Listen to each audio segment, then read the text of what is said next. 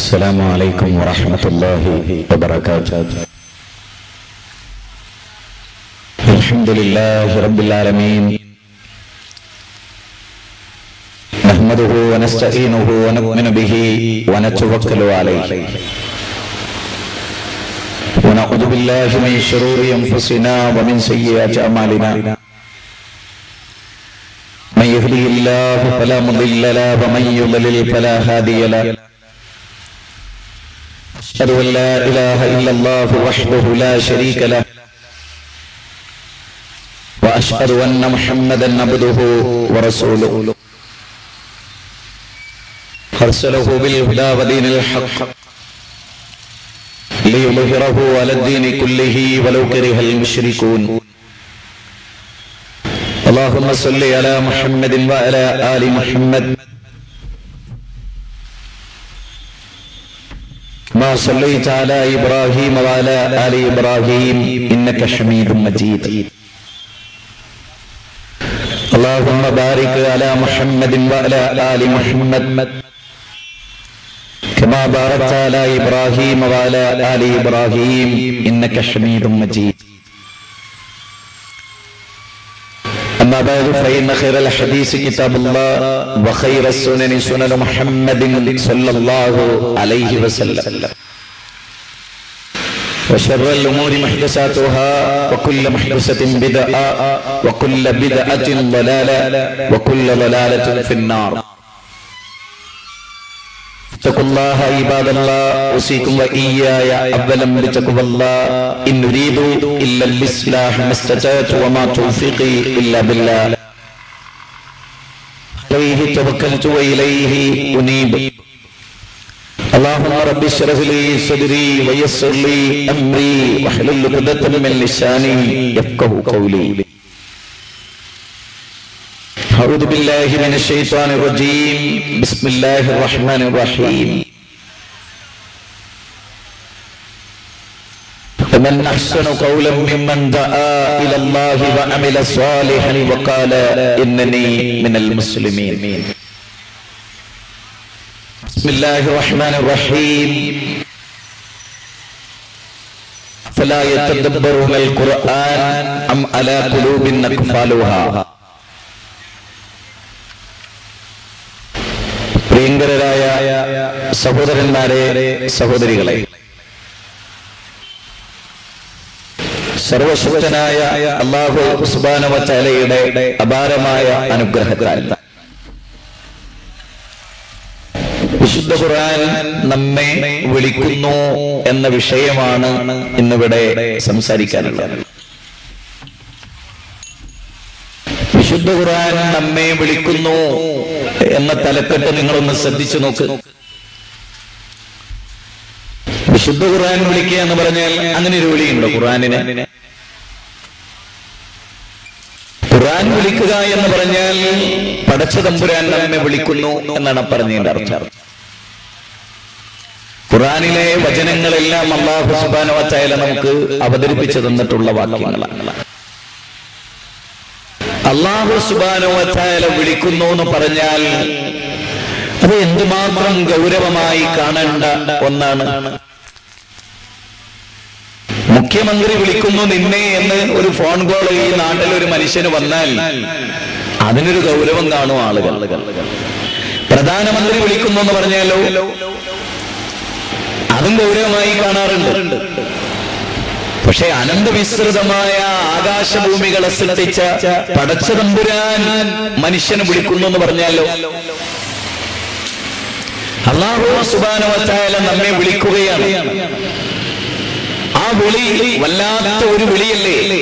പടച്ച തമ്പുരാനാണ് വിളിക്കുന്നത്, ലോകത്തിന്റെ തമ്പുരാനാണ് വിളിക്കുന്നത്. ആ വിളിക്ക് ഉത്തരം ചെയ്യാതെ ധിക്കരിച്ചാൽ ഉണ്ടാകുന്ന അനുഭവങ്ങൾ എന്താണ്? അത് അല്ലാഹു സുബ്ഹാനഹു വ തആല വിശദീകരിക്കുന്നുണ്ട് ഖുർആനിലുടനീളം. അവ മുൻവിധികളില്ലാതെ നിങ്ങൾ ഈ വിഷയത്തെ തുടക്കം മുതൽ ഒടുക്കം വരെ കേട്ട് വസ്തുതകൾ ആരോപണങ്ങൾക്കപ്പുറത്ത് നിന്നുകൊണ്ട് മനസ്സിലാക്കണമെന്നാണ് എനിക്ക് നിങ്ങളോട് ഈ സന്ദർഭത്തിൽ സൂചിപ്പിക്കാനാണ്. അല്ലാഹു സുബ്ഹാനഹു വ തആല വിളിക്കുന്നു നമ്മളെ എങ്ങോട്ട്? അല്ലാഹു യദൂ ഇലാ ദാരിസ്സലാം, അല്ലാഹു നിങ്ങളെ സമാധാനത്തിന്റെ ഭവനത്തിലേക്ക് വിളിക്കുന്നു എന്ന്. അഥവാ വിശുദ്ധ ഖുർആൻ മനുഷ്യനെ വിളിക്കുന്നത് സമാധാനത്തിന്റെ ഭവനത്തിലേക്കാണ്. വല്ലാഹു യദൂ ഇലാ ദാരിസ്സലാം, അല്ലാഹു നിങ്ങളെ വിളിക്കുന്നത് സമാധാനത്തിന്റെ ഭവനത്തിലേക്ക്, ശാന്തി കളിയാടി നിൽക്കുന്ന സ്വർഗത്തിലേക്കാണ് അല്ലാഹു മനുഷ്യനെ ക്ഷണിക്കുന്നത്. വിശുദ്ധ ഖുർആനിലെ 10-ാം അധ്യായം സൂറത്ത് യൂനുസിലെ 25-ാമത്തെ വചനമാണ് ഞാൻ നിങ്ങളെ ഇപ്പോൾ കേൾപ്പിച്ചിട്ടുള്ളത്. വല്ലാഹു യദൂ ഇലാ ദാരിസ്സലാം,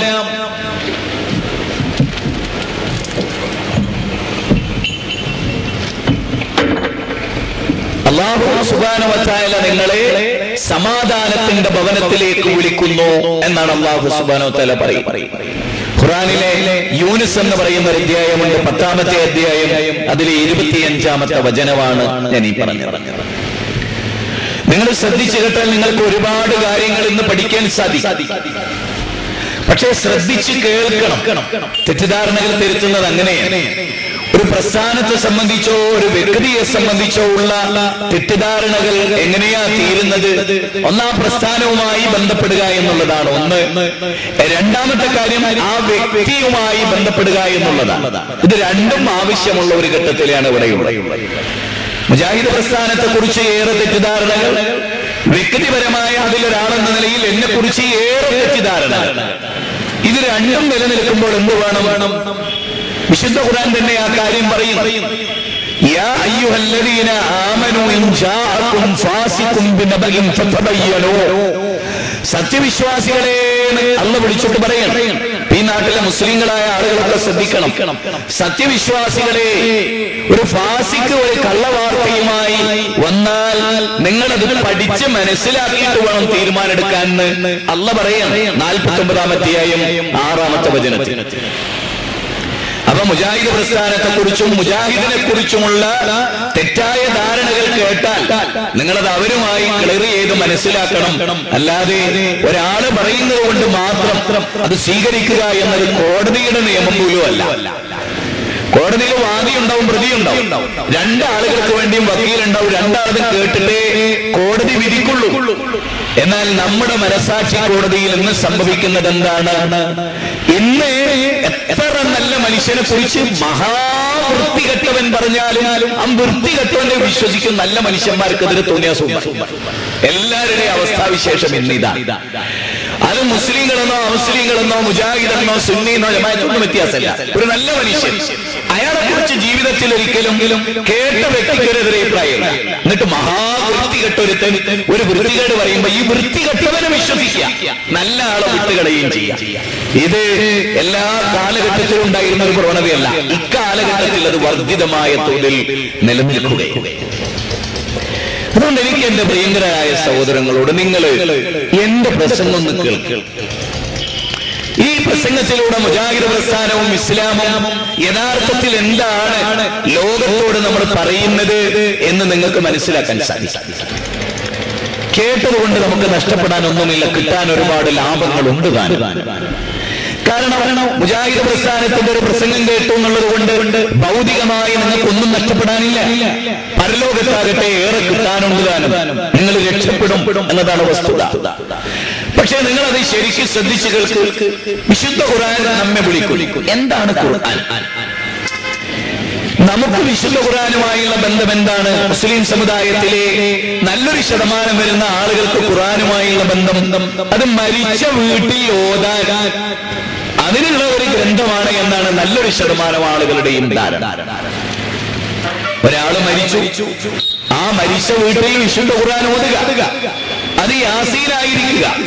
അവൻ മരിച്ച വീട്ടിൽ ഓതാനുള്ള ഒരു പുണ്യഗ്രന്ഥം എന്നതിൽ കവിഞ്ഞ് എന്റെ ജീവിതത്തിന്റെ എല്ലാ രംഗത്തും എനിക്ക് മാതൃക കാണിക്കുന്ന ഒരു ഗ്രന്ഥമാണ് ഖുർആൻ എന്ന് നമ്മൾ ആലോചിച്ചിട്ടുണ്ടോ, ചിന്തിച്ചിട്ടുണ്ടോ? ഇല്ല എന്നുള്ളതാണ് വസ്തുത. അവിടെയാണ് ഞാൻ എന്റെ വിഷയത്തെ കേന്ദ്രീകരിച്ചു നിർത്തുന്നത്. അല്ലാഹു സുബ്ഹാനഹു ഈ ഖുർആൻ എന്ന പദത്തിന്റെ അർത്ഥം ആവർത്തിച്ച് പാരായണം ചെയ്യപ്പെടുന്നത് എന്ന. ലോകത്ത് ഇത്രയേറെ ആവർത്തിച്ച് ആവർത്തിച്ച് പാരായണം ചെയ്യപ്പെടുന്ന ഒരു ഗ്രന്ഥവും മനുഷ്യ സമൂഹത്തിൽ ഇന്നില്ല. സൂറത്ത് ഫാത്തിഹ 70 കൊല്ലം ഒരാൾ ഒരേ ഇമാമിൽ നിന്ന് കേട്ടാലും മടുപ്പില്ലല്ലോ. ഉസ്താദേ എത്ര കൊല്ലം ഈ ഫാത്തിഹ ഓതുന്നത്, ഒന്ന് മാറ്റി ഓതി എന്ന് പറയേണ്ടി വന്നിട്ടില്ല. ഒരു പാട്ട് 5, 6, 7 ഇനി 10 കൂട്ടിക്കോ, അതിലപ്പുറത്ത് ആ പാട്ട് പാടിയ വ്യക്തിയിൽ നിന്ന് തന്നെ 10ാമത്തെ തവണ കേൾക്കുകയാണെങ്കിൽ ഒരു വലിയ കേട്ട് തയമ്പിച്ചു. പക്ഷെ 70 കൊല്ലം വിശുദ്ധ ഖുർആൻ കേട്ടാലും ഒരിക്കലും മടുപ്പ് വരാത്ത ഒരു ഗ്രന്ഥം, എത്ര വായിച്ചാലും മടുപ്പ് വരാത്ത ഒരു ഗ്രന്ഥം, ആവർത്തിച്ചു വായിക്കപ്പെടുന്നത് എന്നാണ് വിശുദ്ധ ഖുർആൻ എന്ന് പറഞ്ഞാൽ. ഖുർആൻ എന്ന പദത്തിന്റെ അർത്ഥം അതാണ്, ആവർത്തിച്ചു വായിക്കപ്പെടുന്നത് എന്നാണ്. വായിക്കാനാണ് അല്ലാഹു സുബ്ഹാനഹു വ തആല പറഞ്ഞത്. അതുകൊണ്ട് തന്നെ വിശുദ്ധ ഖുർആൻ എന്താണ് എന്ന് നമ്മളൊന്ന് പഠിക്കണം. ഈ വിശുദ്ധ ഖുർആൻ അല്ലാഹു എന്തിനാണ് അവതരിപ്പിച്ചത്? മനുഷ്യ സമൂഹത്തിന് സ്വർഗത്തിലേക്കുള്ള വഴി കാണിക്കാൻ അല്ലാഹു അവതരിപ്പിച്ചു. നരകത്തിൽ നിന്നും മനുഷ്യർ രക്ഷപ്പെടണമെന്ന നിലയിൽ നിങ്ങൾ ഇന്നെന്ന വിശ്വാസവും ആചാരവും കർമ്മവും അവലംബിച്ചാൽ നിങ്ങൾ നരകത്തിൽ പോകും എന്ന് പറയാനും, നിങ്ങൾ ഇന്നെന്ന വിശ്വാസങ്ങളും ആചാരങ്ങളും കർമ്മങ്ങളും ജീവിതത്തിൽ പ്രാവർത്തികമാക്കിയാൽ നിങ്ങൾ സ്വർഗത്തിൽ പോകുമെന്നും പറയാനാണ് അല്ലാഹു സുബ്ഹാനഹു വ തആല വിശുദ്ധ ഖുർആൻ അവതരിപ്പിച്ചിട്ടുള്ളത് എന്ന വസ്തുത മറന്നുപോയവരാണ് മുസ്ലിങ്ങളിൽ മഹാഭൂരിപക്ഷം ആളുകൾ. അത് ഞാൻ പറയാൻ കാരണം, നബി സല്ലല്ലാഹു അലൈഹി വസല്ലം ജനിച്ചത് ഡേറ്റിനെ പറ്റി അഭിപ്രായ ഭിന്നതയുണ്ട് ലോകത്ത്. നബി സല്ലല്ലാഹു അലൈഹി വസല്ലം ജനിച്ച ഡേറ്റ് അഭിപ്രായ ഭിന്നത ഉണ്ടെന്ന് മാത്രമല്ല, 8-നാണ്, അതായത് റബീഉൽ അവ്വൽ 8-ന് നബി ജനിച്ചു എന്നുള്ളതിനാണ് ഏറ്റവും പ്രബലമായ തെളിവുകളൊക്കെ ഉള്ളത്. അപ്പൊ ആ 8 തിങ്കളാഴ്ചയാണ്. റബീഉൽ അവ്വൽ 12 ആകട്ടെ, ആ വാദപ്രകാരം വെള്ളിയാഴ്ചയുമാണ്. ഇത് ഞാൻ പറയുന്നതല്ല, സുന്നികൾ പറയുന്നതാണ്, സുന്നി പ്രസിദ്ധീകരണത്തിൽ പറയുന്നതാണ്. റബീഉൽ അവ്വൽ 8-നാണ് മുഹമ്മദ് നബി സല്ലല്ലാഹു അലൈഹി വസല്ലം ജനിച്ചിട്ടുള്ളത്. അതൊരു തിങ്കളാഴ്ച. ആ തിങ്കളാഴ്ച തന്നെയാണ് റസൂലുള്ളാഹിക്ക് ഖുർആൻ കിട്ടിയത്. അപ്പൊ നബി ജനിച്ച ദിവസം ഏറ്റവും ആസ്വദിക്കാൻ പറ്റിയ രചന ഏതാ? അത് വിശുദ്ധ ഖുർആനാണ്, അള്ളാഹുവിന്റെ ഗ്രന്ഥമാണ്. കാരണം തിങ്കളാഴ്ച റസൂൽ ജനിച്ചു, റസൂലിന് തിങ്കളാഴ്ച ഖുർആൻ കിട്ടി. ബൂസിരി അല്ല കിട്ടിയത്, ഇമാം ബൂസിരിയുടെ ബുർദയല്ല കിട്ടിയത്, മൊയ്തീമാല അല്ല കിട്ടിയത്, അല്ലെങ്കിൽ 313 വകയല്ല കിട്ടിയത്, ഖുർആനാ കിട്ടിയത് തിങ്കളാഴ്ച. നബി ജനിച്ചു തിങ്കളാഴ്ച, നബിക്ക് കിട്ടിയത് തിങ്കളാഴ്ച ഖുർആൻ. അപ്പം അള്ളാഹിന്റെ റസൂലിന് അള്ളാഹു തിങ്കളാഴ്ച കൊടുത്തത് ഖുർആനാണ്. അതിന്റെ ആസ്വാദനം എവിടെ? അതിന്റെ ആസ്വാദനമില്ല. കാരണം അതിനത്ര സ്ഥാനമേ ഉള്ളൂ. ബൂസീരിയുടെ ബുർദ ബൂസീരിക്ക് കിട്ടിയ അംഗീകാരം അല്ലാഹുവിന്റെ ഖുർആനിന് മുസ്ലിം സമൂഹത്തിൽ നിന്ന് കിട്ടിയിട്ടില്ല. ഇത് നിങ്ങളൊരു ദേശത്തോടു കൂടിയല്ല ഇത് കേൾക്കേണ്ടത്. ഞാൻ പറയുന്ന പോയിന്റ് ശ്രദ്ധിക്കുക. എന്തിനാണ് എന്നെ അങ്ങനെ പറയാൻ കാരണം കിബിലക്ക് അഭിമുഖമായി മാത്രമേ ബുർദ ഓതാൻ പാടുള്ളൂ. ഖുർആൻ ഓതുന്നിടത്ത് കിബിലക്ക് മുന്നിടണമെന്ന് എവിടെ നിബന്ധന വെച്ചിട്ടുള്ളത്?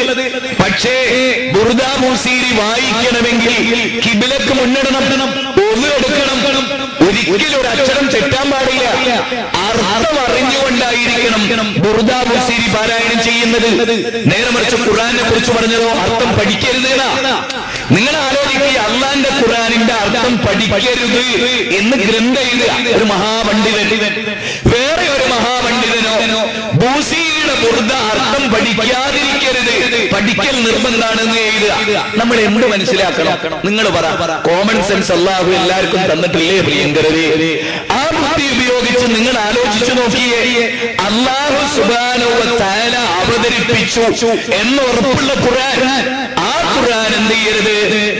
ആ ഖുർആൻ ഉളെടുക്കണമെന്നോ കിബിലക്ക് അഭിമുഖമാകണമെന്നോ ഒന്നും പറയാത്തവർ, അതേ ആളുകൾ 7-ാം നൂറ്റാണ്ടിലെ റസൂലും മരിച്ചിട്ട് 7 നൂറ്റാണ്ട് കഴിഞ്ഞ് ജനിച്ച ബൂസീരിയുടെ ബുർദ കിബിലക്ക് അഭിമുഖമാകണം, അർത്ഥം കൃത്യമായിട്ട് പഠിക്കണം, അർത്ഥമറിയാതെ ഓതരുത് എന്ന് പറയുന്ന ഒരു സ്ഥിതിവിശേഷം കേരളത്തിന്റെ മണ്ണിലുണ്ടെന്ന് നിങ്ങൾ തിരിച്ചറിയുന്നുണ്ടോ? അങ്ങനെ തിരിച്ചറിയുമ്പോഴാണ് വിശുദ്ധ ഖുർആനിനെ കുറിച്ചുള്ള നമ്മുടെ പഠനം ഇവിടെ ആരംഭിക്കുന്നത്. ഞാൻ പറഞ്ഞു ഖുർആൻ എന്ന് പറഞ്ഞാൽ ആവർത്തിച്ചു വായിക്കപ്പെടുന്നത് എന്നാണ് അതിന്റെ അർത്ഥം. ഇനി വിശുദ്ധ ഖുർആൻ എന്നാൽ എന്താണ്? അത് ഒടുവിലത്തെ ഗ്രന്ഥമാണ്. ഇനി ഒരു ഗ്രന്ഥം ലോക മുസ്ലിമീങ്ങൾക്ക്, ലോകത്തുള്ള മനുഷ്യർക്ക് അല്ലാഹു സുബ്ഹാനഹു വ തആല അവതരിപ്പിക്കാൻ ഇല്ല തന്നെ. ഇല്ല, ഇനി ഒരു ഗ്രന്ഥം വരാനില്ല. റസൂലുള്ളാഹിയാവട്ടെ ഖാതിമുൻ നബിയാണ്, അന്തിമ പ്രവാചകനാണ്. ഇനി ഒരു നബി സല്ലല്ലാഹു അലൈഹി വസല്ലമ വരില്ല. അതുകൊണ്ട് തന്നെ വിശുദ്ധ ഖുർആനിലെ 33-ാം അധ്യായം 40-ാമത്തെ വചനത്തിൽ പറയുന്നു മുഹമ്മദ് നബി സല്ലല്ലാഹു അലൈഹി വസല്ലമ ഒടുവിലത്തെ നബിയാണ്. അപ്പൊ ഖുർആനിനെതിരാണ് ഖാദിയാനികൾക്ക് മിർസാ ഗുലാം അഹമ്മദ് അൽ ഖാദിയാനി എന്ന് പറയുന്ന ഒരാൾ നബിയാണെന്ന വാദം വിശുദ്ധ ഖുർആനിന് എതിരാണ്. എതിരല്ല എന്ന് പറയാൻ ഒരു തെളിവുമില്ല. കാരണം ഖതമല്ലാഹു അലാ ഖുലൂബിഹിം എന്നത് ഏതടിസ്ഥാന, മുദ്ര എന്ന അടിസ്ഥാനത്തിലാണോ സംസാരിച്ചത്? ഒടുവിലേക്ക് സീല് വെക്കപ്പെട്ടിന് ഇതിലേക്ക് ഒന്നും പ്രവേശിക്കാനില്ല എന്ന അടിസ്ഥാനത്തിലാണ്. പരിശുദ്ധത എന്ന അടിസ്ഥാനത്തിലോ പരിഭാവനം എന്ന അടിസ്ഥാനത്തിലോ അല്ല പല ഉദ്ദേശിച്ചത്. അവസാനം ഇനി അങ്ങോട്ടൊന്നും കടക്കാനില്ല, ഇനിയൊന്നും വരാനില്ല, സീല് വെക്കപ്പെട്ടു എന്ന അടിസ്ഥാനത്തിലാണ്. അതേ പദമാണ് ഖുർആനിൽ സൂറത്ത് അഹ്സാബിൽ ഉപയോഗിച്ചത്. ഇനി നബിക്ക് പകരം ഒരു നബി വരാനില്ല. അപ്പോ മുഹമ്മദ് നബി സല്ലല്ലാഹു അലൈഹി വസല്ലമക്ക് ശേഷം ഒരു നബി വരാനില്ല. വിശുദ്ധ ഖുർആനിന് ശേഷം ഒരു ഗ്രന്ഥവും ലോകത്തില്ല. ഈ രണ്ട് കാര്യം. അപ്പൊ നമുക്ക് ആലോചിക്കാൻ, ലോകത്തിന് ഇനി ഒരു ഗ്രന്ഥം വരാനില്ല, ലോകത്തിന് ഒരു നബിയും വരില്ല. അതുകൊണ്ട് തന്നെ വേദങ്ങൾ ഇറങ്ങില്ല. കാരണം അമ്പിയാക്കൾക്കാണ് അല്ലാഹു വേദം അവതരിപ്പിക്കുക, സാധാരണക്കാർക്ക് അല്ലാഹു വേദം അവതരിപ്പിക്കില്ല. അപ്പൊ അമ്പിയാക്കൾ മുഹമ്മദ് നബി സല്ലല്ലാഹു അലൈഹി വസല്ലമ അന്തിമ പ്രവാചകനായതുകൊണ്ട് തന്നെ ഇനിയൊരു വേദം വരാനില്ല. ഇനിയോ ഖുർആൻ എന്തിന് അവതരിച്ചു? ഖുർആന്റെ അവതരണ ഉദ്ദേശം എന്താണ്? അതാണ് ഇനി നമുക്ക് പരിശോധിക്കാനുള്ളത്. ഖുർആനിന്റെ അവതരണ ഉദ്ദേശം എന്താണ്? അല്ലാഹു പറഞ്ഞു മരിച്ചയിടത്ത് ഓതാനും എന്നിട്ട് കൂലി വാങ്ങാനുള്ള ഒരു ഗ്രന്ഥം എന്ന് അല്ലാഹു പറഞ്ഞു, റസൂല് പറഞ്ഞു, സഹാബികൾ പറഞ്ഞു, പരിശോധിക്കപ്പെടേണ്ടതാണ്. എന്നാൽ അല്ലാഹു പറഞ്ഞത് എന്താണ്? അത് നമ്മളൊന്ന് പരിശോധിക്കുക. ഖുർആനിലെ ഞാൻ നിങ്ങൾക്ക് അധ്യായ നമ്പറും വചന നമ്പറും പറഞ്ഞു. എന്നെ ഏറ്റവും കൂടുതൽ ഉസ്താദുമാര് നിങ്ങൾക്കിടയിൽ വെറുപ്പുണ്ടാക്കിയത് എന്തുകൊണ്ട് നിന്റെ പ്രസംഗം അവസാനിക്കുമ്പോൾ നിങ്ങൾക്ക് മനസ്സിലാവും. എന്തുകൊണ്ടാണ് എന്റെ പേരിൽ ഏറ്റവും കൂടുതൽ ഉസ്താദുമാര് നിങ്ങൾ തെറ്റിദ്ധരിപ്പിക്കുന്നതെന്ന് ചോദിച്ചാൽ അതെന്റെ പ്രസംഗം അവസാനിക്കുമ്പോൾ നിങ്ങൾക്ക് മനസ്സിലാവും. അത് എന്തുകൊണ്ടായിരുന്നു എന്ന വസ്തുത നിങ്ങൾക്ക് മനസ്സിലാവും. അതുകൊണ്ട് നിങ്ങൾ ശരിക്കും ശ്രദ്ധിച്ച് കേൾക്കുക. ഖുർആനിലെ 14-ാം അധ്യായം സൂറത്ത് ഇബ്രാഹിം, അതിലെ 1-ാമത്തെ വചനം, സൂറത്ത് ഇബ്രാഹിമിലെ 1-ാമത്തെ വചനം തന്നെ എന്താണെന്നറിയോ? അലിഫ് ലാം റാ കിതാബുൻ അൻസൽനാഹു ഇലൈക ലിതുഖ്രിജൻ നാസ മിനൽ ളുലുമാതി ഇലൻ നൂർ. അലിഫ് ലാം റാ അല്ലേ? കിതാബുൻ അൻസൽനാഹു ഇലൈക, ഈ ഗ്രന്ഥം പ്രവാചകരെ താങ്കളിലേക്ക് അയച്ചിട്ട് തന്നിട്ടുള്ളത് എന്തിനു വേണ്ടിയാണ്? ഇറക്കിയിട്ടുള്ളത് എന്തിനു വേണ്ടിയാണ്? ലിതുഖ്രിജൻ നാസ, ജനങ്ങളെ പുറത്തു കൊണ്ടുവരുന്നതിന് വേണ്ടിയാണ്. എന്തിൽ നിന്ന്? ളുലുമാതി ഇലൻ നൂർ, ഇരുട്ടിൽ നിന്ന് വെളിച്ചത്തിലേക്ക്. അല്ലാഹു ഖുർആൻ എന്തിന് അവതരിപ്പിച്ചു ഉസ്താദേ? അത് മോനെ മരിച്ചെടുത്ത് ഓതാൻ എന്നല്ല. പിന്നെയോ ലിതുഖ്രിജൻ നാസ മിനൽ ളുലുമാതി ഇലൻ നൂർ. ഈ മരുന്ന് എന്തിനാ ഡോക്ടറെ? അത് ക്യാൻസറിനാണ് മോനെ. ക്യാൻസർ ബാധിച്ച് മരിച്ചിടത്തോട് ഒഴിക്കാനുള്ളതല്ല ഇത്. മോനെ ഈ മരുന്ന് എന്തിനാ ഡോക്ടറെ? മോനെ ഇത് നിന്റെ ബാപ്പാന്റെ ക്യാൻസർ മാറാനാണ് അല്ലേ? നേരെ മറിച്ച് ആ മകൻ എന്താ ചെയ്യുന്നത്? ബാപ്പ മരിച്ചതിന് ശേഷം ബാപ്പാന്റെ വായിലേക്ക് മരുന്ന് ഒഴിച്ചു കൊടുക്കുക. പറ്റുമോ? ഏതൊരു ക്യാൻസറിൽ നിന്ന് ബാപ്പാനെ രക്ഷിക്കാൻ ഡോക്ടർ നൽകിയ മരുന്ന് ബാപ്പ മരിച്ചതിന് ശേഷം ബാപ്പാന്റെ വായിൽ ഒഴിക്കുക. മലയത്തരമല്ലേ? വിവരക്കേടല്ലേ? ബുദ്ധിയാണോ? അല്ല അല്ലേ? അല്ലാഹു സുബ്ഹാനഹു വ തആല പറയാ നിന്റെ ബാപ്പയടക്കമുള്ള നിന്റെ ഉമ്മ മരിച്ചപ്പോൾ നീ ഖുർആൻ ഓതി. അല്ലാഹു പറയാ നിന്റെ ഉമ്മാക്ക് മരിച്ചിടത്ത് ഓതി കൊടുക്കാനുള്ളതല്ല. നിന്റെ ഉമ്മ ജീവിച്ച കാലത്ത് ഉമ്മാനെ ഇരുട്ടിൽ നിന്ന് വെളിച്ചത്തിലേക്ക് നയിക്കാനാണ്. മനസ്സിലായോ? ലിതുഖ്രിജൻ നാസ മിനൽ ളുലുമാതി ളുമാത്തി ഇലന്നൂർ, ഇരുട്ടിൽ നിന്ന് വെളിച്ചത്തിലേക്ക്. കണ്ടോ, ഇരുട്ട് എന്ന് പറഞ്ഞാൽ എന്താ? ശിർക്ക്, അന്ധവിശ്വാസങ്ങൾ, അനാചാരങ്ങൾ, അധർമ്മങ്ങൾ, അല്ലേ, അനീതികൾ, അക്രമങ്ങൾ, തിന്മകൾ, ഇതെല്ലാം ഉൾക്കൊള്ളുന്ന ഇരുട്ട്. ആ ഇരുട്ട് ഇല്ലായ്മ ചെയ്ത് തൗഹീദ്, സുന്നത്ത്, ആഖിറത്ത്, നന്മ ഇതെല്ലാം സ്ഥാപിക്കുന്ന പടച്ചോൻ അവതരിപ്പിച്ചൊരു ഗ്രന്ഥം, എല്ലാ മനുഷ്യർക്കും മാർഗദർശനമായി അല്ലാഹു സുബ്ഹാനഹു വ തആല അവതരിപ്പിച്ച ഒരു ഗ്രന്ഥം, അല്ലേ? ആ ഗ്രന്ഥത്തെ നമ്മൾ ഇന്ന് എന്ത് ചെയ്യുന്നു ഒന്ന് പരിശോധിക്കണം. ഞാൻ പറഞ്ഞ ഉദാഹരണം ഒരിക്കലും മറക്കരുത്. ക്യാൻസറിനെ ഒരു മരുന്ന് കണ്ടെത്തിയത് അത് കഴിക്കരുത് എന്ന് ഒരു ഉസ്താദ് പുസ്തകം എഴുതുക. ഒരു വിദഗ്ധനായ ഡോക്ടർ ക്യാൻസറിന് ഫിറ്റായ ഒരു മരുന്ന് കണ്ടെത്തിയിട്ട് ഉസ്താദ് പ്രസംഗിക്കുന്നത് കഴിക്കരുത്. അപ്പൊ നമ്മൾ ചോദിച്ചു. അപ്പൊ സഹോദരങ്ങളെ, ഞാൻ പറഞ്ഞു വന്നത്, ക്യാൻസറിന് ഒരു മരുന്ന് കണ്ടെത്തിയിട്ട് ക്യാൻസർ ബാധിച്ചു മരിക്കുന്നവരെ ആ മരുന്ന് ഉപയോഗിക്കരുത് എന്ന് എഴുതി വെച്ചാൽ എങ്ങനെ ഉണ്ടാവും? അങ്ങനെ ഇവിടെ ആരെങ്കിലും എഴുതിയോ? ഇതായിരിക്കല്ലോ അടുത്ത ചോദ്യം. കേട്ടോളൂ. E.K. ഹസൻ മുസ്ലിയാർ എന്ന് പറഞ്ഞിട്ടൊരു വലിയ പണ്ഡിതനുണ്ടായിരുന്നു കേരളത്തിൽ. അദ്ദേഹം എഴുതിയ ഒരു പുസ്തകം ഇന്നും നിലനിൽക്കുന്നു, മാറ്റിവെച്ചിട്ടില്ല, ക്യാൻസൽ ചെയ്തിട്ടില്ല, ആ വാദത്തിൽ നിന്ന് പുറകോട്ട് പോയിട്ടില്ല. ഇതൊക്കെ മനസ്സിലാക്കിക്കൊണ്ട് E.K. ഹസൻ മുസ്ലിയാർ തഖ്ദീറുൽ ഇഖ്വാൻ മിൻ തർജമത്തിൽ ഖുർആൻ എന്നാണ് ആ പുസ്തകത്തിന്റെ പേര്. ഖുർആൻ തർജമ ചെയ്യുന്നതിൽ നിന്ന്, ഖുർആൻ പരിഭാഷപ്പെടുത്തുന്നതിൽ നിന്ന് തടുക്കുന്ന ഗ്രന്ഥമാണ് ആ ഗ്രന്ഥം. ആ ഗ്രന്ഥത്തിൽ പറയാണെന്ത്? പൊതുജനങ്ങൾക്ക് ഖുർആൻ പഠിക്കൽ നിർബന്ധമില്ല, അർത്ഥം പഠിക്കൽ നിർബന്ധമില്ല. പൊതുജനങ്ങൾക്ക് ഖുർആൻ അർത്ഥം പഠിക്കൽ നിർബന്ധമില്ല. ഓതല് തന്നെ നിർബന്ധമായിട്ടുള്ളത് സൂറത്ത് ഫാത്തിഹ മാത്രമാണ്. ഓതല് തന്നെ നിർബന്ധമായിട്ടുള്ളത് സൂറത്ത് ഫാത്തിഹ മാത്രമാണ്. അത് അർത്ഥം പഠിക്കൽ നിർബന്ധവുമില്ല, പ്രത്യേകം സുന്നത്തും ഇല്ല. നിങ്ങൾ മനസ്സിലാക്കുന്നത് ഒരു പണ്ഡിതന്റെ വാക്ക്. തഖ്ദീറുൽ ഇഖ്വാൻ മിൻ തർജമത്തിൽ ഖുർആനിന്റെ പേജ് 16 നിങ്ങൾ പരിശോധിക്കണം. 14, 15, 16 പേജുകൾ. മാനവരാശിക്ക് മാർഗദർശനത്തിന് അല്ലാഹ് അവതരിപ്പിച്ച ഗ്രന്ഥം അർത്ഥം പഠിക്കേണ്ടതില്ല. നിങ്ങൾ ആലോചിക്കണം. അതിനൊരിക്കലും നിഷേധിക്കാനാവില്ല. ഇതൊന്നും ഒരു ക്ലിപ്പിംഗ് അപ്പുറവും കട്ട് ചെയ്ത് കേൾപ്പിക്കുന്ന പോലെ ഒരു വഞ്ചന കേൾവിക്കലല്ല ഇത്. ഉസ്താദുമാരോട് ഞങ്ങൾ അർത്ഥം ചോദിക്കുമ്പോൾ പിഴച്ചു പോകുമെന്നായിരുന്നു ഉസ്താദുമാർ ഞങ്ങളോട് പറഞ്ഞത്. എങ്ങനെ? വിശുദ്ധ ഖുർആനിന്റെ അർത്ഥം പഠിച്ചാൽ നന്നാവുന്നല്ല, പിഴക്കും. ക്യാൻസറിന്റെ മരുന്ന് കുടിച്ചാൽ ക്യാൻസർ മാറൂല, അധികരിക്കും എന്ന് പറഞ്ഞ പോലെ. മനസ്സിലായില്ലേ? മനസ്സിലായോ നിങ്ങൾക്ക്? കാര്യങ്ങൾ മനസ്സിലാവണുണ്ടോ?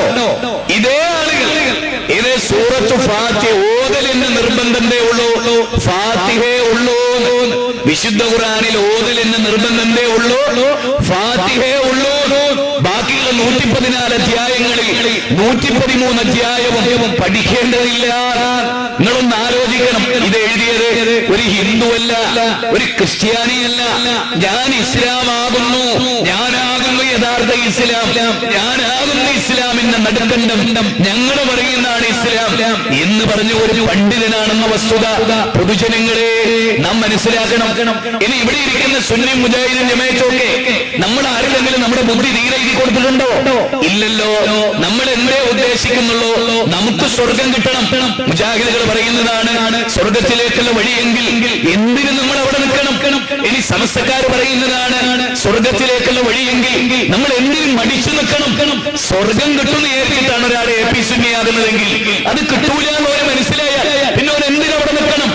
മുജാഹിദാകുന്നത് സ്വർഗത്തിലേക്കുള്ള വഴിയാണിത് എന്നും മനസ്സിലാക്കിയിട്ട് അതിൽ നിന്നും ഒരു കാലഘട്ടത്തിൽ അത് സ്വർഗത്തിലേക്കുള്ള വഴിയല്ല എന്ന് മനസ്സിലായാൽ അത് വിട്ടുപോകണമെന്നാണ് ഞാൻ പറയുന്നത്.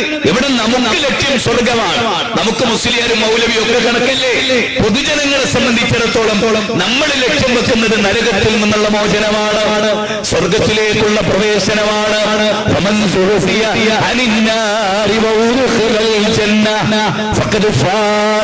ആരെന്ന് നരകത്തിൽ നിന്ന് മോചിപ്പിക്കപ്പെടുകയും ആരെന്ന് സ്വർഗത്തിൽ പ്രവേശിപ്പിക്കപ്പെടുകയും ചെയ്തുവോ അതാകുന്നു വിജയം എന്ന് അല്ല 3-ാം അധ്യായം 185-ാമത്തെ വചനത്തിൽ പറയുന്നു. അപ്പൊ നമ്മുടെ ലക്ഷ്യം തന്നെ എന്താ? നരകത്തിൽ നിന്ന് മോചിപ്പിക്കപ്പെട്ട് സ്വർഗത്തിലെത്തുക എന്നുള്ളതാണ്. അപ്പൊ പിന്നെ നമ്മളുടെ വിശ്വാസത്തിൽ തെറ്റുണ്ടെന്ന് ബോധ്യപ്പെട്ടാൽ, എന്നാലും ഞാൻ ഇത്രയും കാലം സുന്നിയായിരുന്നല്ലോ എന്ന് വിചാരിച്ചിട്ട് സ്വർഗം നഷ്ടപ്പെടുത്തിയേ എന്നിട്ട് നരകം സ്വീകരിക്കേ, ഈ ഒരു അവസ്ഥ നമുക്ക് ഒരിക്കലും ഉണ്ടാകരുത്.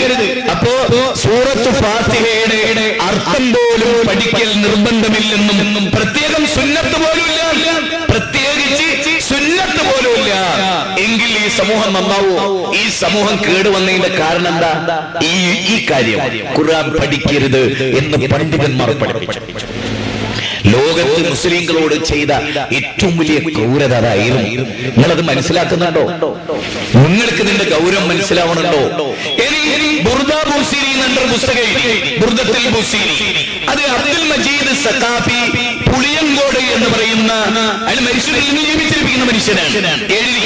നിങ്ങൾ ശരിക്കും മനസ്സിലാക്കണം. ഓരോന്നും താരതമ്യം ചെയ്ത് നിങ്ങൾ നോക്കണം. ഇത് ക്ലിപ്പിംഗ് അപ്പുറം കട്ട് ചെയ്ത് കള്ളത്തരം കാണിക്കല്ല.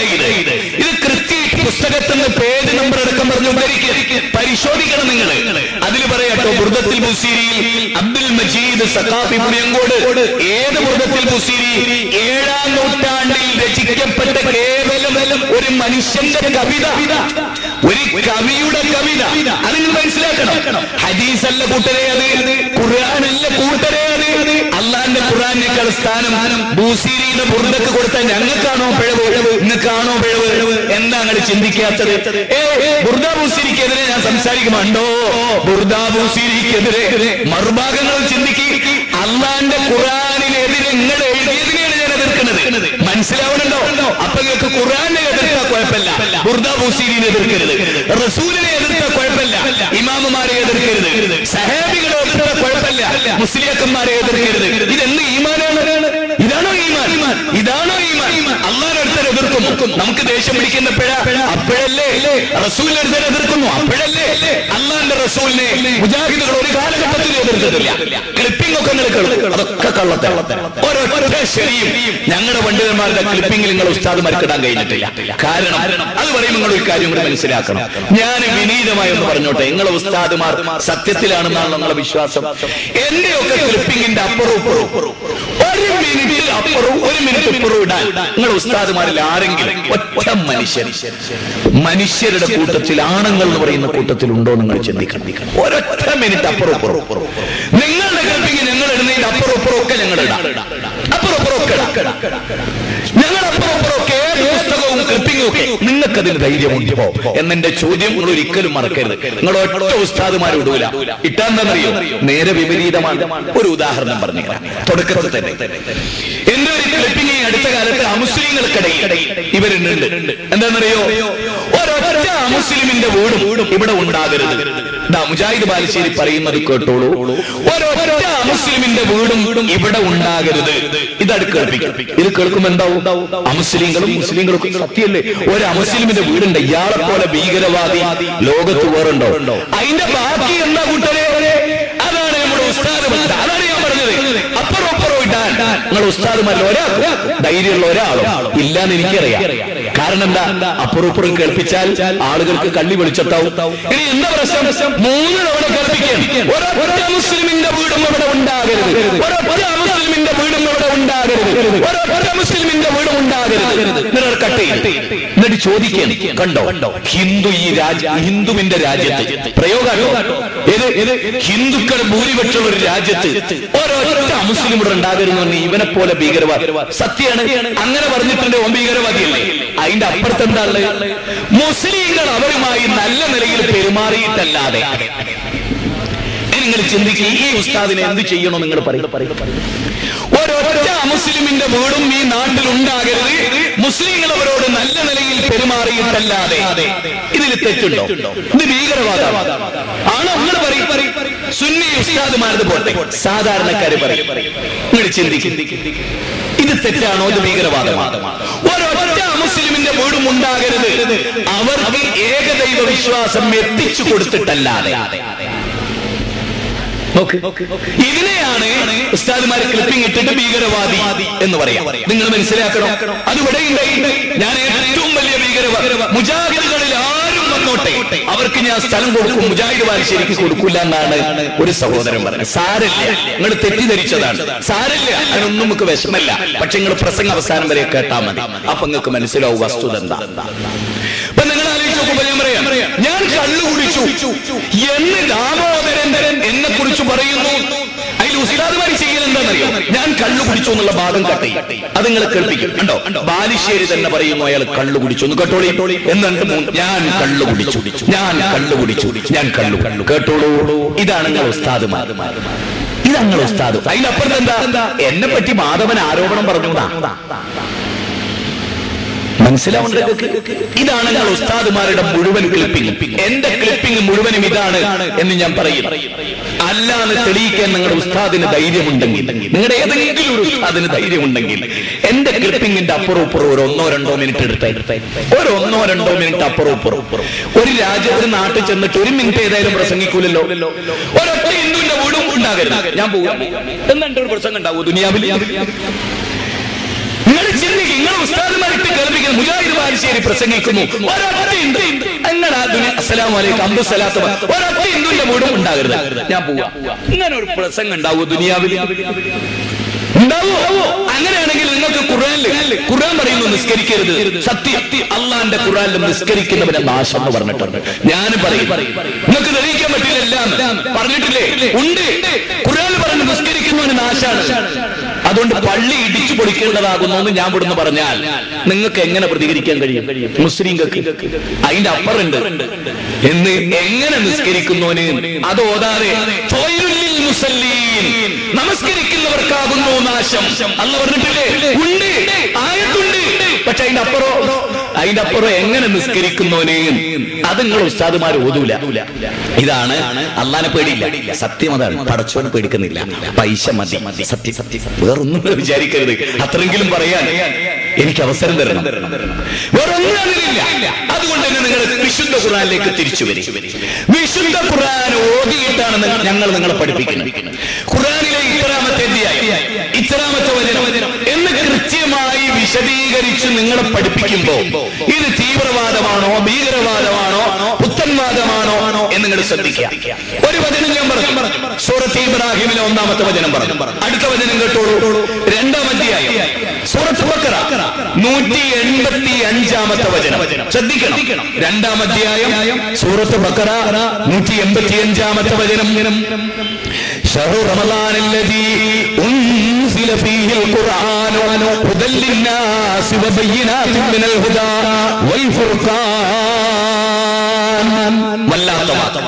പരിശുദ്ധമായ റമദാനിലാകുന്നു ഈ ഗ്രന്ഥം നിങ്ങൾക്ക് അവതരിപ്പിച്ചു തന്നിട്ടുള്ളത്. എന്തിനു വേണ്ടിയാണ്? ഹുദൽ ലിന്നാസ്, അന്നാസ്, മനുഷ്യ സമൂഹത്തിന് ആകമാനം മാർഗദർശനമായി അവതരിപ്പിച്ച ഗ്രന്ഥം. മാനവരാശിക്ക് ആകമാനം അവതരിപ്പിച്ചിട്ടുള്ള ഗ്രന്ഥം. എന്തിനു വേണ്ടി? മാർഗദർശനം, ഇന്നതിലേക്ക് വഴി. മാർഗദർശനം എന്ന വഴി കാണിക്കുക. ഞാൻ വിവാഹത്തിന്റെ കാര്യത്തിൽ എന്റെ വിശ്വാസം ഉണ്ടാവണം, അല്ലാഹുമായുള്ള എന്റെ ബന്ധം എന്താകണം, നമസ്കാരം, നോമ്പ്, ഹജ്ജ്, സക്കാത്ത്, അങ്ങനെ തുടങ്ങി എല്ലാത്തിലും ആയത്തുകളിലൂടെയും ഹദീസുകളിലൂടെയും അല്ലാഹു സുബ്ഹാനഹു വ തആല മാർഗദർശനം ചെയ്തു, അല്ലേ? ഇതാണ് നമുക്ക് ആ വിഷയത്തിൽ വളരെ ഗൗരവമായി പറയാനുള്ളത്. അപ്പോ വബയ്യിനാതിൻ മിനൽ ഹുദാ വൽ ഫുർഖാൻ, ഇത് സത്യത്തെയും അസത്യത്തെയും വേർതിരിച്ച ഗ്രന്ഥം. പ്രാർത്ഥന അല്ലാഹുവിനോട് മാത്രം എന്നൊരു വിഭാഗം, അല്ല പ്രാർത്ഥന അമ്പിയാക്കളോടുമാകാം. അവിടെ അല്ലാഹു പറയാ, ഖുർആൻ ആ കാര്യത്തിൽ തീർപ്പ് കൽപ്പിച്ചിട്ടുണ്ട്, അതനുസരിച്ച് നിങ്ങൾ വിധിച്ചാൽ മതി. പ്രാർത്ഥന അമ്പിയാക്കളോട് വേണം എന്ന് ഖുർആൻ പറഞ്ഞിട്ടില്ല, സുന്നത്ത് പറഞ്ഞിട്ടില്ല. സഹീഹായ പരമ്പരയോടെ ഓരോരോ ഹദീസ് ആ വിഷയത്തിൽ ഉദ്ധരിക്കാൻ സാധ്യമല്ല. പ്രാർത്ഥന അല്ലാഹുവിനോട് മാത്രം എന്നത് ഖുർആനിന്റെ പ്രത്യേകതയാണ്. ഖുർആൻ മനുഷ്യരെ വിളിച്ചത് അതിലേക്ക്. അതുകൊണ്ടാണ് വിശുദ്ധ ഖുർആൻ റബ്ബുക്കും ഉദൂനി, നിങ്ങളുടെ റബ്ബ് പറയുന്നു, അല്ല പറയുന്നു എന്ത്? ഉദൂനി, നിങ്ങൾ എന്നെ വിളിച്ച് പ്രാർത്ഥിക്കുകയും. നിങ്ങൾ എന്നോടും എന്റെ അമ്പിയാക്കളോടും എന്റെ ഔലിയാക്കളോടും വരാതിരിക്കുന്ന എല്ലാ അമ്പിയാക്കളെക്കാളും ശ്രേഷ്ഠനായ മൊയ്‌ലി ശൈഖിനോടും തേർക്കി എന്ന് അല്ല പറഞ്ഞിട്ടില്ല. അല്ല പറഞ്ഞത് എന്താ? വക്കാന റബ്ബുക്കും റബ്ബുക്കും വക്കാല ഉസ്താദിനല്ല വക്കാല റബ്ബുക്കും റബ്ബ് പറയുന്നു എന്ത് അസ്തജിബ് ലക്കും നിങ്ങൾ എന്നോട് പ്രാർത്ഥിക്കും ഞാൻ നിങ്ങൾക്ക് ഉത്തരം ചെയ്യും അല്ലാതെ മൊയ്തീൻ ഷെയ്ഖ് ഉത്തരം ചെയ്യുന്നത് കാത്തു നിങ്ങൾ നിൽക്കണ്ട മമ്പർ നിങ്ങൾ ഉത്തരം ചെയ്യുന്ന നിങ്ങൾ കാത്തു നിൽക്കണ്ട ഞാൻ നിങ്ങൾക്ക് ഉത്തരം ചെയ്യും ഇനി അള്ളാഹ് പറഞ്ഞോ ഖുർആനിൽ ഞാനും അമ്പിയാക്കളും ഔലിയാക്കളും കൂടി ഞങ്ങൾ 3 ടീം ഒന്നിച്ച് നിങ്ങൾക്ക് മറുപടി പറയും എന്ന് പറഞ്ഞോ അങ്ങനെ പറഞ്ഞിരുന്നുവെങ്കിൽ ഞങ്ങൾക്ക് സ്വീകരിക്കാൻ ബുദ്ധിമുട്ടൊന്നുമില്ല അള്ളാഹ് പറഞ്ഞു ഞങ്ങൾ ചെയ്യും ഖബറിനെ മുത്തണം അള്ളാഹ് പറഞ്ഞു ഞങ്ങൾ ചെയ്യും മൊയ്തീൻ ഷെയ്ഖിനെ വിളിച്ച് പ്രാർത്ഥിക്കണം ഞങ്ങളോട് പറഞ്ഞാലേ ഞങ്ങളെ തോൽപ്പിക്കാൻ സമസ്തയിലെ ഇരുഭാഗത്തും പോലും കഴിയില്ല ഞങ്ങൾ ചെയ്യും പക്ഷേ പറയാത്ത കാലത്തോളം ഖുർആൻ പറയാത്ത കാലത്തോളം ഹദീസിൽ ഇല്ലാത്ത കാലത്തോളം ഞങ്ങൾ ചെയ്യില്ല കാരണം നരകം ഞങ്ങൾക്ക് വലിയ പേടിയാണ് അതുകൊണ്ടാണ് നരകം പേടിയില്ലാത്തവൻ ആരെയും വിളിക്കാം ഒരു കുഴപ്പമില്ല നരകം പേടിയില്ലോനോ ഒരല്ലാനെ മാത്രം വിളിച്ചു പ്രാർത്ഥിക്കും ഇതാണ് പ്രശ്നം ഈ പ്രശ്നം നമ്മൾ എങ്ങനെ പഠിക്കും വിശുദ്ധ ഖുർആൻ പഠിച്ചിട്ടില്ലെങ്കിലുള്ള അവസ്ഥാവിശേഷം ഒന്നും പഠിക്കണ്ടേ വിശുദ്ധ ഖുർആനിലെ ഞാൻ നിങ്ങൾക്ക്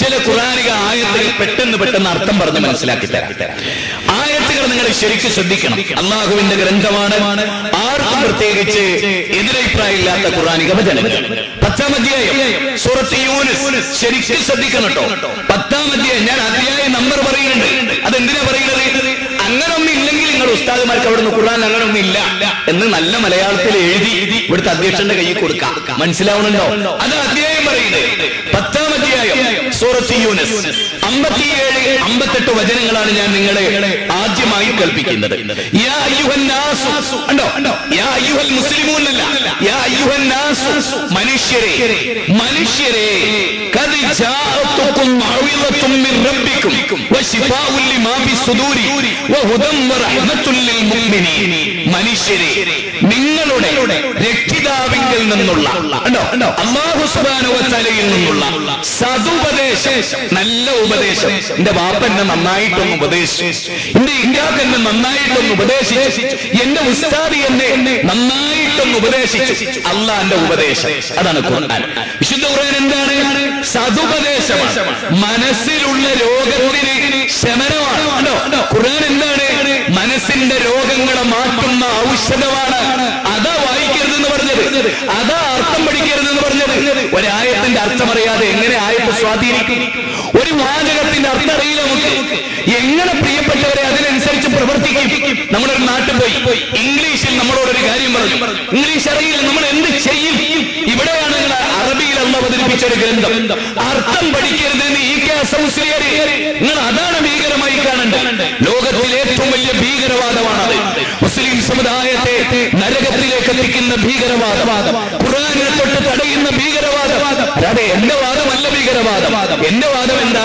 ഖുർആൻ പഠിക്കണം എന്നാണ് എന്റെ വാദം എന്താ റസൂലുള്ളാഹിന്റെ സുന്നത്ത് അനുസരിക്കണമെന്നാണ് എന്റെ വാദം എന്താ വായും വെള്ളവും നൽകിയ പരമകാരുണ്യകനായ റബ്ബിനെ മാത്രം വിളിച്ചു പ്രാർത്ഥിക്കണമെന്നാണ് എങ്ങനെ ഭീകരവാദമാകും മറിച്ച് മാനവ സമൂഹത്തിന് മാർഗദർശനം നൽകേണ്ട ഒരു ഗ്രന്ഥം പഠിക്കരുതേ എന്ന് പറയുന്നവരല്ലേ ഭീകരവാദികൾ പ്രിയപ്പെട്ടവരെ ആലോചിച്ചേ ചിന്തിച്ചേ ഇനി ആലോചിച്ചോ വിശുദ്ധ ഖുർആൻ പറയാം മാത്രവുമല്ല നിങ്ങൾക്ക് സത്യവിശ്വാസികൾക്ക് മാർഗദർശനവും കാരുണ്യവും എന്ന് കിട്ടിയിരിക്കുന്നു വിശുദ്ധ ഖുർആനാകുന്ന മാർഗദർശനം വിശുദ്ധ ഖുർആനാകുന്ന കാരുണ്യം എന്നിട്ടുള്ള പറയാ